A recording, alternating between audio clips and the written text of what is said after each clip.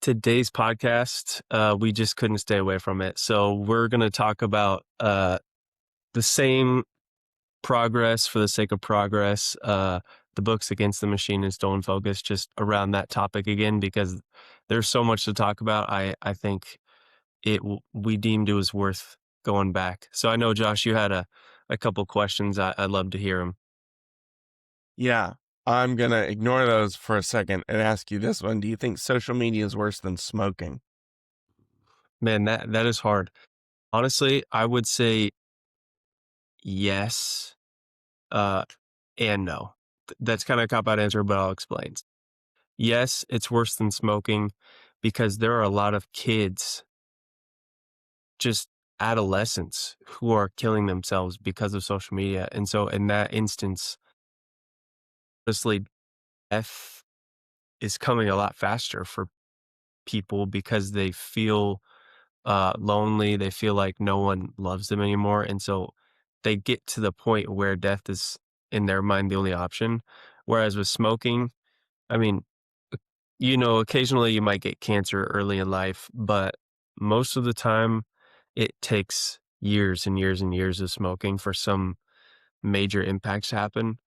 However, I would also say that the reason I would include no in that as well is because social media, there are a lot more ways to block yourself from the addiction, and there are ways to use it well.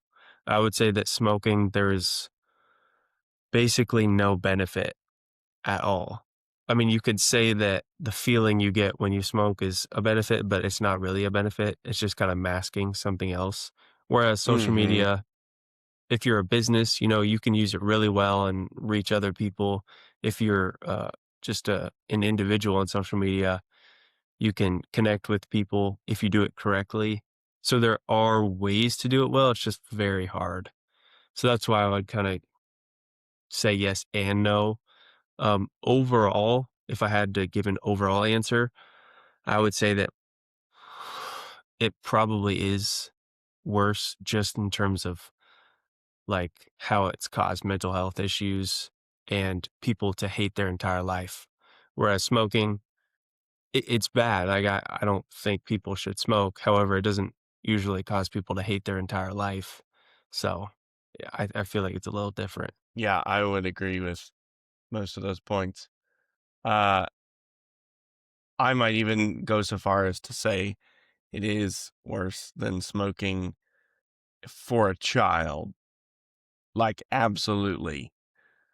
For an adult, I don't know. Maybe it's more, there's probably data on, I should search that. But my thought was like, especially my daughters, um, I think I would be more okay if they picked up smoking at age like 10 than if somebody handed them uncontrolled access to social media at age 10. Maybe Yeah. even controlled access. I don't know.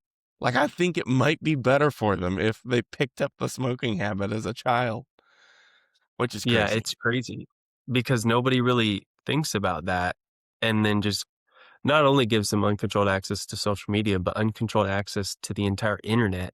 And there's a lot of more explicit material that kids can get into that is very like addictive and rewiring their brain that Mm-hmm. parents don't even think about. Whereas, they won't even let their kid go outside because what if they get kidnapped, but then they give them full access to the internet where predators are lying even more than the physical world now. Yeah, and they can find whatever information. Yeah, basically their brain can get hijacked. Yeah. Yeah. A- Anyway, I thought that was an interesting, kind of followed our conversation about phones and attention. The Okay, follow up. You mentioned that one of the books was talking about like progress for the sake of progress. I think it was Against the Machine. Um, and I don't think you termed it this way, but like being more focused on where you're going.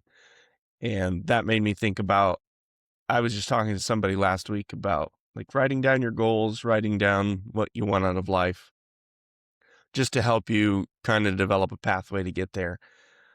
And so then I was going to ask, like, I know you have goals, but do you recommend like a formal, write down what you want relationally, professionally, or yeah, give some advice on that.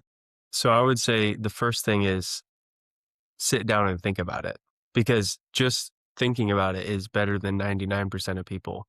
And this is actually an interesting discussion because there have been certain areas, and they're not necessarily bad areas, but I was talking with a friend and I said they should literally just stop for a couple minutes, sit down, and think about their goals. This person then came back and said, uh, well, I have been thinking about them while I'm doing stuff. Like I just, I start thinking about it, and that's that's okay, but if you're not giving yourself the freedom to actually think about it because you're doing something else, like if you're folding laundry or washing the dishes, yeah, you're thinking about it, but you're also thinking about the next thing you're doing. But if you really are sitting down to think about what your goals are, it's totally different in my mind. And and then what's really funny, it had to do with something different. It had to do with like a job that they were trying to figure out like what job they could get. The moment they actually sat down and started thinking about what kinds of jobs they were going to get, tons of ideas came into their mind. And I was like, yeah, that's what I'm saying. You were thinking about it earlier, but you had no idea what you were going to do. Then you sat down for 10 minutes and actually thought about it and came up with like 5 ideas that were actually plausible. So I thought that was interesting. So the first step is like literally taking time to just think, which we don't really do anymore. The second step is, even though goals are going to change, because they're inevitably going to change. Like there's just how it works. But writing them down and rewriting them, I think solidifies in your mind that you're a person who's trying to reach your goals, even if the goals change. And so creating that identity of like, I'm a person who's trying to reach my goals, and I care about, trying to get better as a human being, that changes your mindset and then changes your actions, because then you think about, oh, what are my goals? Is this action that I'm taking right now aligned with my goals? And if not, then maybe you change and do something different. So those are kind of the two steps: is sit down and think about it and actually write them down, even if they change, and then rewrite them Hmm. down if they do change. What are your thoughts on communicating your goals to other people? Smart, not smart, keep it close, or is it good to communicate them because it's a commitment device? What do you think about that? I think it's great to communicate them to other people. Um, and especially if you communicate them to a lot of people, because as humans, we are designed to not want to embarrass ourselves. And so if you tell someone like, hey, I'm going to run the mini marathon in 5 months, and then you don't, and everyone's like, oh, how'd the mini marathon go? And you got to explain that you were not disciplined enough to actually go do it. That's really embarrassing. And so if you tell people, you're more likely to train because you're like, oh man, I can't let these people down. Uh, Even though your goal really has nothing to do with their happiness, but it feels like it does. So then you're more likely to at least try to hit your goal and take actions that are towards your goal and not away from your goal. Do you think that telling people about your goals gets you the dopamine response of doing the goal, but without doing it? I'm thinking about like all those people in my life that, for years are like, oh, I'm going to write a book, or, oh, I'm going to do whatever. And you talk about it, and eventually you learn to ignore what they say. Well, I think it's important to give a deadline, because I Mm, totally agree. There are so many people who have those, oh, I'm going to write a book someday, sometime, somehow. But they don't give you specifics like, yeah, yeah. I'm going to have my book written by the end of next year. And then the end of next year comes and it's embarrassing for them. I think there's a lot of people who genuinely try to keep it vague because they know they're not actually gonna do it, and so Mhm. that, I think, is not a good thing, but if you give yourself a deadline, that is where uh, the embarrassment can come, and so that will you'll be more likely to try and reach your goal. Yeah. I think that's a good point about keeping it vague. Um, yeah, because if you define success, you define failure. I think that was a Jordan Peterson quote or something like that. Somebody was talking about how, like, you people may want to keep things in the fog, in the vagaries, because they are scared of the idea of defining what failure looks like for them. But if they keep it vague, then it's not a problem. Yeah, they don't feel upset when they don't reach the the goal or the timeline or whatever. Yeah, it's like making Uh yourself feel like you are doing something even though you're actually not. yes. Uh-huh. Yeah, I think that totally makes sense. They Another question I had, which was tied to kind of attention, which, I mean, staying on task, stopping and thinking about your goals. Um, was that you mentioned that social media currently is incentivized to get us to spend the most time on the platforms as possible, which yeah, like time on task on social media. It's so you can be exposed to more advertisements, so they get more ad revenue. Do you think is there a form of social media in which that would not be the case? Like, is it even possible, or is it just the nature of, oh, here's a digital space in which we want people to come interact with each other, that lends itself to not the best of incentives? Yeah, there is, but the problem is I don't think any social media companies would do it. You would have to charge for social media. Even if it's Hmm. 2 to $5, you would have to charge a subscription because the incentive of free social media is what allows people to give up all their data to advertisers. Um, but if it was paid, there would be less people on social media, but they wouldn't have to charge ads. However, no social media companies are going to do this because they would literally lose millions, if not billions of dollars because of the cost of some people switching off the platform after it's paid. Hmm. So really the only way I hate more regulation, obviously, but I mean, I don't know how social media it's a hard balance because there's an individual um there has to be an individual effort, to scale down your social media use. But there's also huge corporations with people who are 100 times smarter than the average person designing these things to actually like basically hack your mind for like reward trigger and reward cycles. So it's like they're literally studying how the brain works and then trying to hack your mind so that you stay on it more. So it's like I don't know what a realistic scenario would be in which they didn't have to have people spend more time. Like they didn't have to incentivize people to spend more time on the platform unless it was either a subscription model or Hmm. like there was some law that said, here's how much time people are allowed to spend on social media. But again, that's like more regulation and that gets really annoying because then you're just getting told what to do. So yeah, I honestly don't know what a realistic scenario would be, but I could see the subscription model working if companies were willing to take a little bit of a pay cut. But that is never been the case. Companies taking pay cuts just doesn't happen. I agree. I think having a paid for model is the most obvious alternative. But then I was like, would I pay for social media? No. Well, the thing is, you don't even use social media anyways. So, That this is true. I'm a bad example.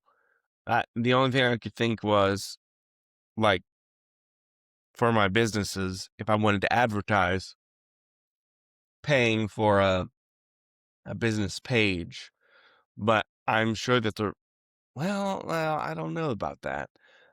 I don't Have you ever heard an estimate of how much a person's data is worth? Like an average user on, I don't know, Facebook? Because like, what would each I'm not business sure. have to pay, each mom and pop, whatever, to have a Facebook business page, um, to get to a similar revenue stream? I wonder Yeah, how much I ad don't know. revenue per user is generated. That would be interesting, something interesting to research. I'm not really sure about Hmm. that. But Yeah. Like, I because if it's $5, that might still be a lot. I don't know. What were you gonna I feel say? like it would be way more than $5 for Per s month? I don't know, I guess on average. Yeah, that's really interesting, but I don't think companies will ever do it, honestly. I literally don't think that that will ever happen unless there is some and again, I don't want, like, more and more and more laws, but unless there were some government regulation, which again, I'm not saying should happen, but if there were, then they would do it. But if there's not, then they won't. That's just how it is gonna be functionally. I'll bet somebody's tried it, like a paid model. I mean, I guess X is sort of doing that, but the problem with the social media is you can make a social media, but you have to get, excuse me, enough buy-in that it becomes like, oh, this is the social media, this is the Facebook, this is the X. Um, and getting people to start up on a paid program is probably not going to happen. Whereas if it's free, yeah, sure, I'll download the thing. So, yeah, if there are social medias that have tried a paid program, they probably just didn't get big because free is a lot different than give us your credit card information. Yeah, I think if Instagram were to start charging people, at least 20% of all users would stop Would just, using whoop, social media. yeah, just leave. But if Pay they per could find the right post. charge or right price, Uh I huh. guess, maybe they could make up for it. I don't know. That's the only Wonder what that would. realistic Yeah. way. Yeah. And it almost seems like to me, it would be the first purchase that would be the hardest to get. Cause like, I don't want to put my credit card on Facebook. Like, I don't want to give any sort of payment method to Facebook. Now, once I've already, even if it was like $1 a month, 50 cents a month, whatever, like, I don't want to do that. But then after I did the first time, I think it would be totally fine to do it thereafter. I just don't want to do the first one. And I wonder for how many other people that's true. Like, if you could get the first payment, then you're golden Yeah, I at mean, some they low could go price, from right? yeah, they could honestly start really low and then just jack up the price and people would be addicted Yeah. to the reward system that they would pay for it. But it would Uh get a huh. lot more people off of social media, which I think would be Yeah. important. Right. Yeah. Facebook Marketplace. That's why I have Facebook. Facebook Marketplace. It's I a just great log into my tool. wife's because I Oh, don't there you want go. Facebook. That's what my So wife does with mine. oh, nice.